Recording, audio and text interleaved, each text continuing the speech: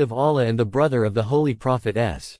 Nobody listened to him. They took him to Abu Bakr, who asked him to take the oath of allegiance to him. Ali said, I am the most deserving person for this position, and I will not pay allegiance to you. It is incumbent on you to pay allegiance to me. You took this right from the Ansar based on your relationship with the Prophet. I also, on the same ground, protest against you. So be just. If you fear Allah, accept my right, as the Ansar did yours. Otherwise, you should acknowledge that you are intentionally oppressing me. Umar said, we will not leave you until you swear allegiance. Ali said, you have conspired well together. Today you support him, so that tomorrow he may return the caliphate to you.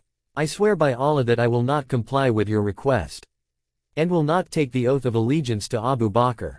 He should pay allegiance to me. Then he turned his face toward the people and said, O Muhajirs, fear Allah. Do not take away the right of authority of Muhammad's family. That right has been ordained by Allah. Do not remove the rightful person from his place. By Allah, we all al-Bayt have greater authority in this matter than you have. There is a man among you who has the knowledge of the Book of Allah, the Quran, the Sunnah of the Prophet, and the laws of our religion. I swear by Allah that we possess all these things. So do not follow yourselves lest you should stray from the truth. Ali returned home without offering allegiance and secluded himself in his house until Fatima died. Thereafter, he was forced to offer allegiance.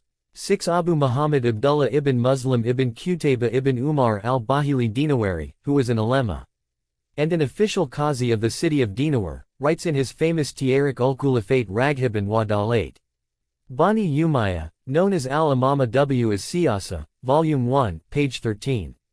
When Abu Bakr learned that a group hostile to him had assembled in Ali's house, he sent Umar to them. When Umar shouted to Ali to come out and to swear allegiance to Abu Bakr, they all refused to come out. Umar collected wood and said, I swear by Allah, who has my life in his control, either you will come out, or I will set the house with all those in it on fire.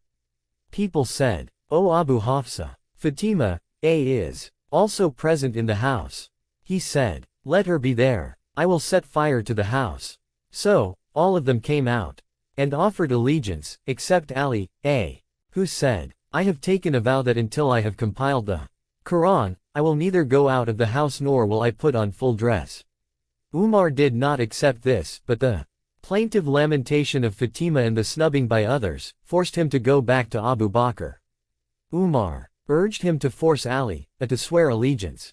Abu Bakr sent Confis several times to summon Ali, but he was always disappointed.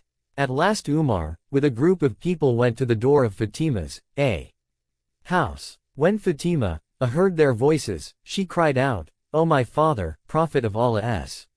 What tortures we are subjected to by the son of Khattab and the son of Abi Quhafa.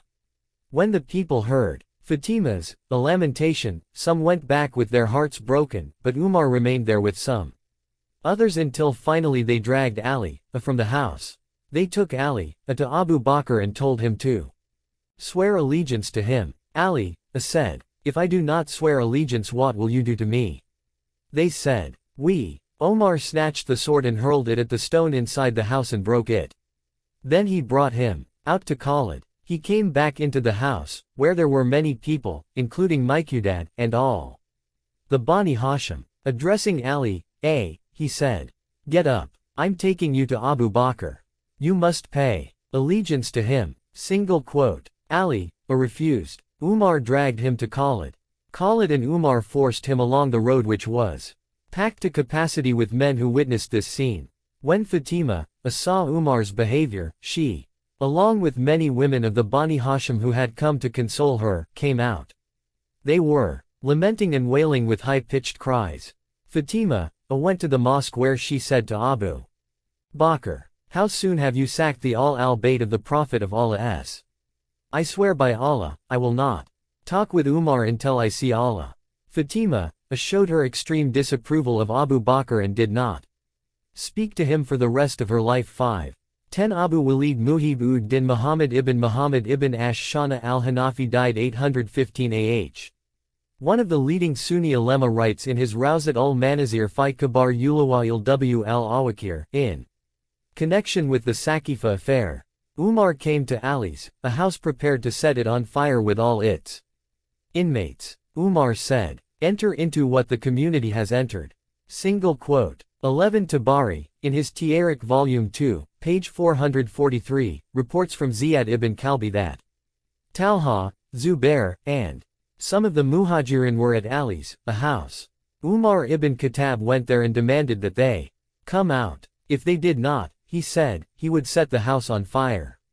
12 Ibn Shana, in Hashiyah al-Kamil of Ibn Athir, Volume 11, page 112, writes in connection with the Saqifa that some of the Prophet's companions, and the Bani Hashim, Zubair, Atba ibn Abi Lahab, Khalid ibn Sayyid ibn Az, Miqdad ibn Aswad Kindi, Salman Farsi, Abu Dar Ghifari, Ammar ibn Yasir, Bara ibn Azib, and Ubay ibn Ka'b refused to swear allegiance to Abu Bakr. They assembled in Ali's house. Umar ibn Khattab went there intending to burn down the house. Fatima protested to him. Umar said, "Enter where all others have entered." Kitab al-Isbat ul-Washiyah, compiled by il-Hasan Ali ibn Husayn Masdi, author of Marujud Ijtihad.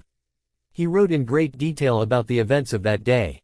They surrounded Ali, and burned the door of his house. They dragged him out of the house and pressed the best of the women, Fatima, between the door and the wall so forcefully that Muhsin, her unborn son, died of miscarriage. The Shias have not concocted these things.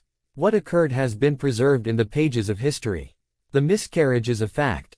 You may also refer to Shar and Naj al-Balagha, Volume 3, page 351. Ibn Abu al-Hadid wrote that he told his teacher, Abu Ja'far Naqib, that when the Prophet was told that Hubar ibn Aswad had attacked his daughter Zainab's litter with a lance, because of which Zainab suffered a miscarriage, the